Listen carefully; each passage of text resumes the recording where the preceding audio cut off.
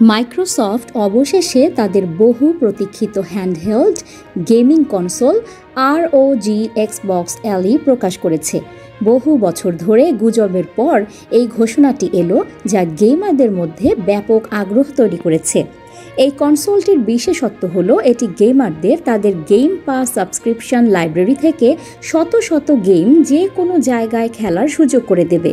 এর মানে যারা Xbox গেম পাস এর সদস্য তারা শুরুতেই শতাধিক গেম সঙ্গে নিয়ে যাত্রা করতে পারবেন।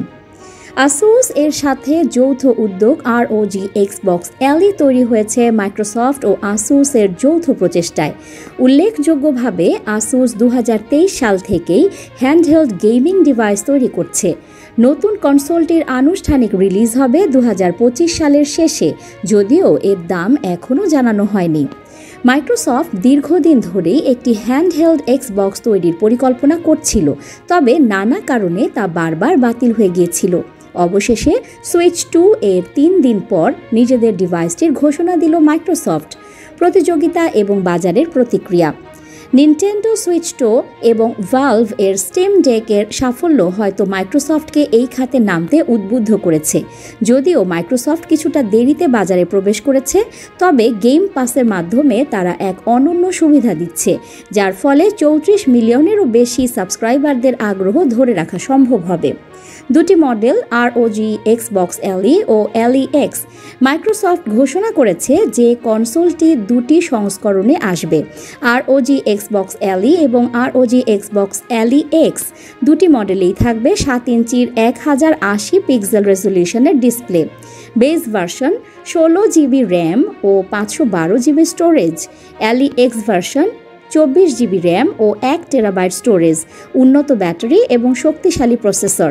দুটি ডিভাইসেই থাকবে উইন্ডোজ অপারেটিং সিস্টেম, যার ফলে শুধুমাত্র Xbox অ্যাপে সীমাবদ্ধ না থেকে স্টিম বা EA প্লেয়ের মতো অন্যান্য গেমিং প্ল্যাটফর্মও চালানো যাবে।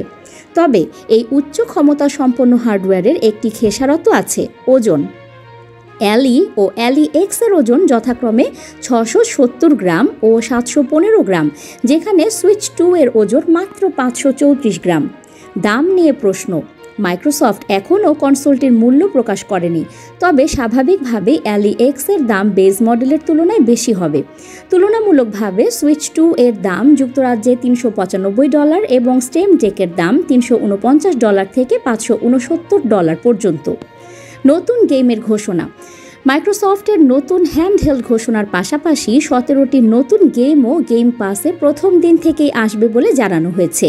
এর মধ্যে উল্লেখযোগ্য গেমগুলো হলো Tony Hawk's Pro Skater 3+4, Ninja Gaiden 4, Outer Worlds 2, Call of Duty Black Ops 7। Black Ops 7 গেমটি মূলত 2012 সালের ব্ল্যাক অপস 2 এর সিকুয়েল হিসেবে আসছে এবং বছরের শেষ দিকে রিলিজ হবে বলে ধারণা করা হচ্ছে। যদিও অন্যান্য কনসোলে গেমটি নিশ্চিত করা হয়েছে, সুইচ 2 এর কথা উল্লেখ করা হয়নি। যদিও 2022 সালে নিনটেন্ডো ও অ্যাক্টিভিশনের মধ্যে 10 বছরের চুক্তি হয়েছিল।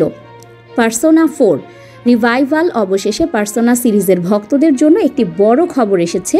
পার্সোনা 4 রিভাইভাল ঘোষণা করা হয়েছে, যা মূল গেমটি প্রকাশের 17 বছর পর রিমেক হিসেবে আসছে। এটি এখনও রিলিজের তারিখ পায়নি, তবে সেগা ও অ্যাটলাস নিশ্চিত করেছে যে এটি নির্মাণাধীন।